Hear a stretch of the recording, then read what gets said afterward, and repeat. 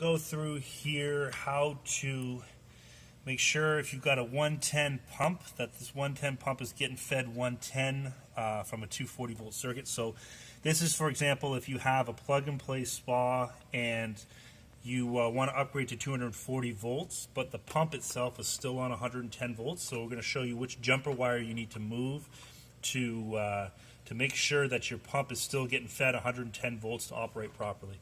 So what you want to locate is the jumper wire for the actual pump. So we're looking at the control board here, and you see this is pump 1. This is right where the pump is located, right here on J8 on this specific control pack, the BP501X, part number 56746.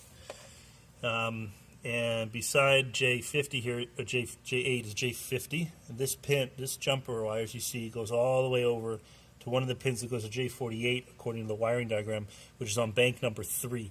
This bank 3 here feeds all the 240 volt components inside the control pack here. So if you've got this jumper wire connected to anything on bank 3, you're going to receive 240 volts on this pin. So this is stating that 240 volts is going to be fed to pump 1, which is not what we want because this is still a 110 volt pump.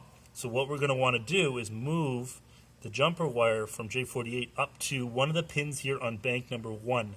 Bank number 1 is feeding the 120 volt side.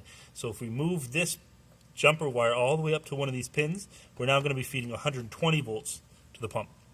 All right, so we're going to show you how to do that. So use your wiring diagram and you want to find your pump. Here's your pump here, and right beside it is J50. Okay, so we're going to locate J50. You can notice it goes all the way over here to bank number 3. We're going to unplug this. Make sure everything's off before you do any of this.